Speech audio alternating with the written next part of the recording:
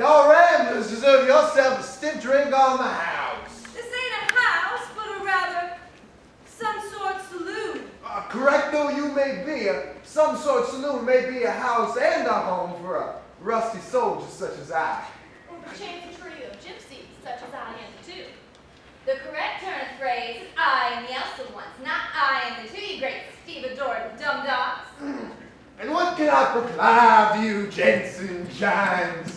A hard-boiled martino? Maybe a ramshackle bourbon and groundwater? Or perhaps he has brought a special old steak.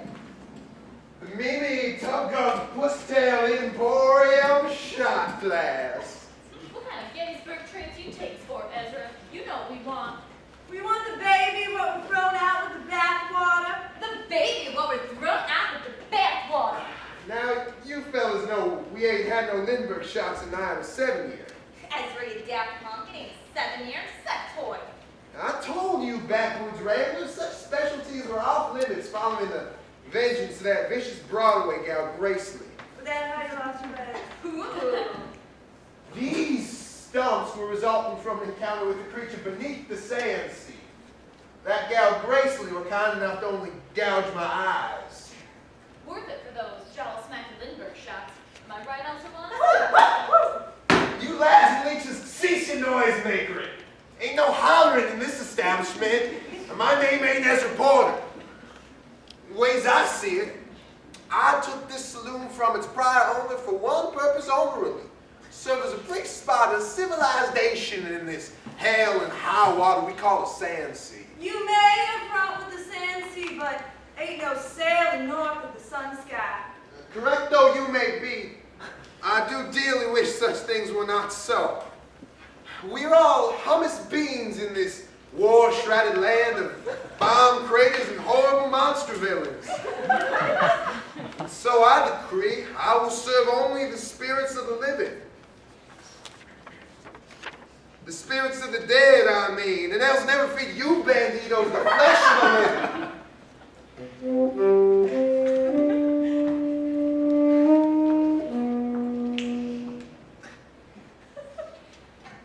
What might my eyes be looking at here, Bambino? Be this a hall of trampolines? A vicious zoo of monster mashers?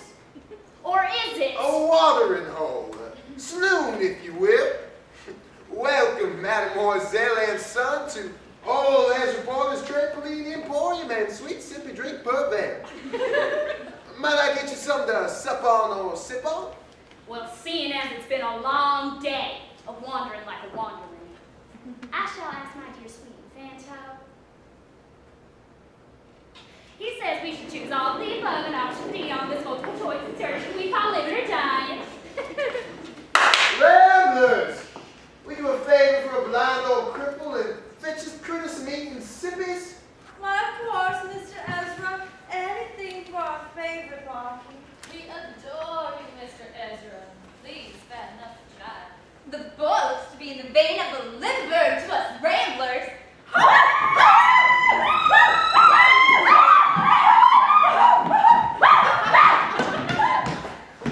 Those last scenes is more accustomed to banditos than mariachos.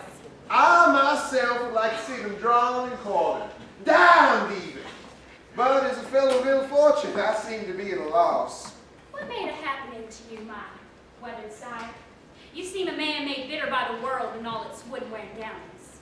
A decade ago, I was a jester and a fool for an old king up north. One of those vicious animals in the hinterland. Very same. A blind old rabbit king. Once an urchin gutter rose to the ranks of his, become the glorious leader of his zoological equivalents. And yet you made it down to the Sandseas. I ran as fast as my footses would carry me. I was a sprintly boy in those days, vim and vigor in my veins, they now run through your sons. And what was the fate of these runny bunny? Alas, a sandworm blast chuckled quick up out the dunes and rend me from hip to hip. Ray Gordon. Watch your tongue burbles around a baby boy. I do apologize for that. What is thy preferred nomenclature? You, Mr. Ezra Porter, may refer to me as Ezekiel Broadway. This here's my birthling, a squire of Sandsea's going by the name of Baby Goo Goo? My missy, did you say Broadway? Yes, Mr. Ezra. Does such a name offend your earlobe veins? That name visited this place a septoid ago. Oh, so thou hast heard of my vicious sister, Steps. Grace Lee Broadway. The very same. She were always a foul vixen, bent on vengeance for crimes perceived, a cannon on the loose, and a dynamo of the Jones! When I took this establishment from the owner prior in the duel, little know-how that I had that man was a Lindbergh brewer. You aren't telling me your bottles are full of wee spirits? Alas, those spirits have up and dried. That heaven-sent toad must have snuck in here and deliberately serviced them to the life beyond the after. You don't mean that toad, do you? Yes, that toad. A whisper willow working, water dweller as nameless as a naked nub and as secretive as pantry owls. You may know him as the mortician's torture, the prowler of the dunes, the beast of the Sunsky. Us Broadway gals know him as the smiling toad. I heard tales of his whisper from the former proprietor. Miss Broadway, Ezekiel, I do ask you forgiveness. If I had known that they were of the Lindbergh shots, I would have never set foot upon this foul house. Way I see it, you ain't never set foot on 9 or 10 years.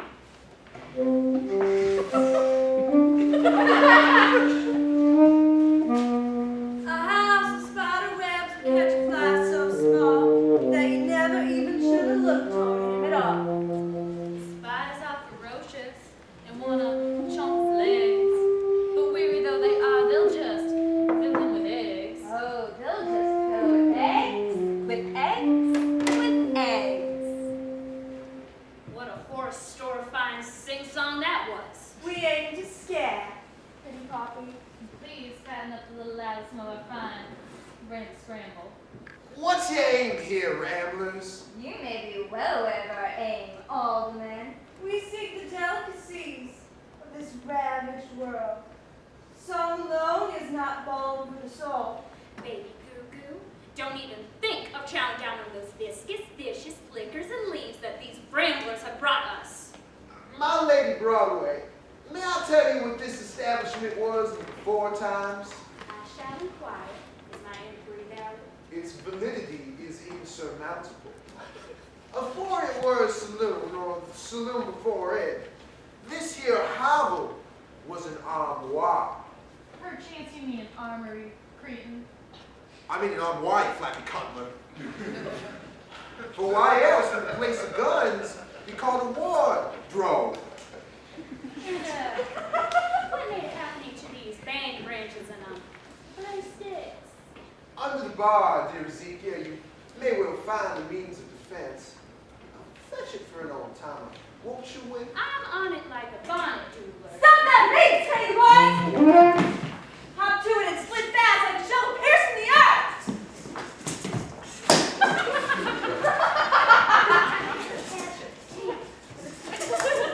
I am but a simple general of the Broadway clan.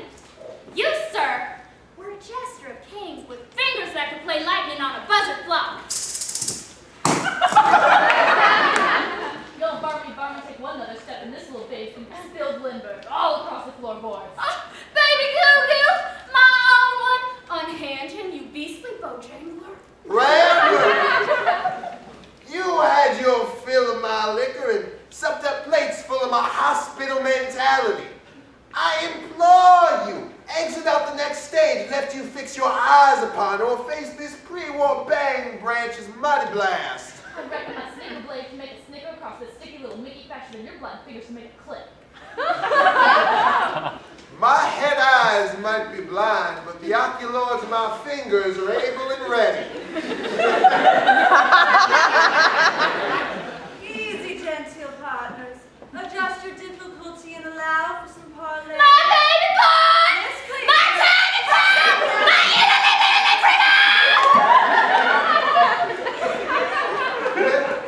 Now let's listen to these real nails out, my radiant lady Ann.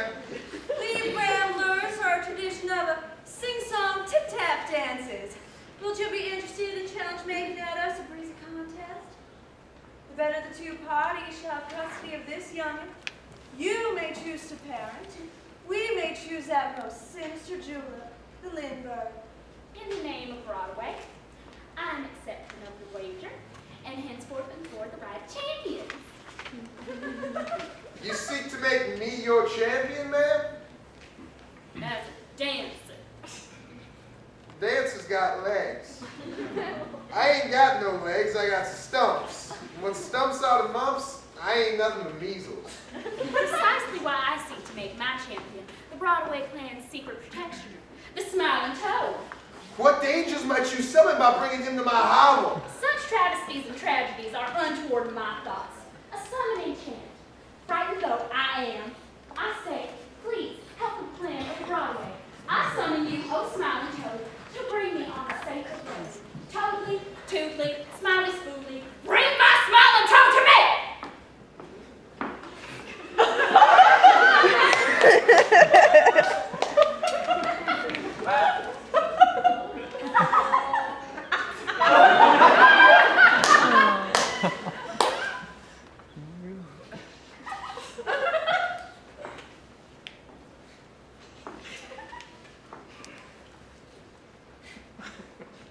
My familiar, I must ask you a favor most lucrative.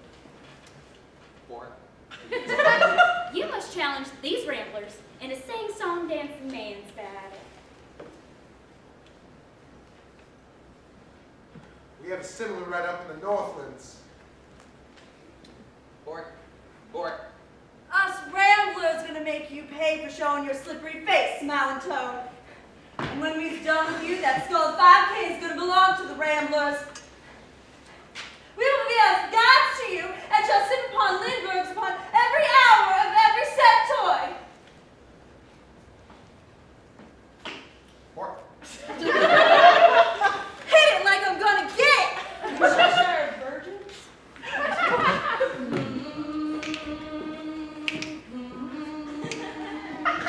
I never should have sold you my ranch, oh dear, the ranch of my father, the ranch of the year. For when I was lost, I would always found and struggles avoid for feet on the ground. You were pretty, I was handsome. Ah, the cat is good at ransom. The kangaroo court wanted me to dance some, and I danced some. I do.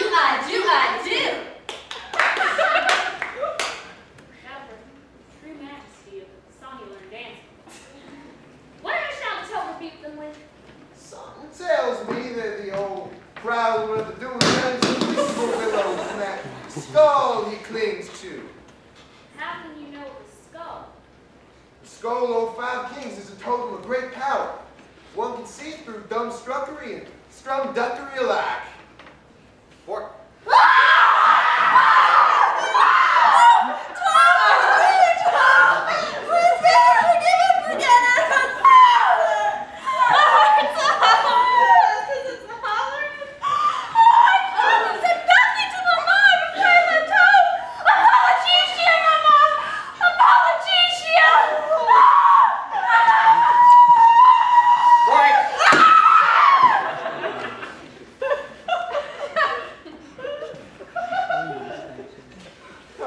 Is it over, my comrade in legs? I shall believe it is touch. Toad, won't you bring my bosom suckler to me?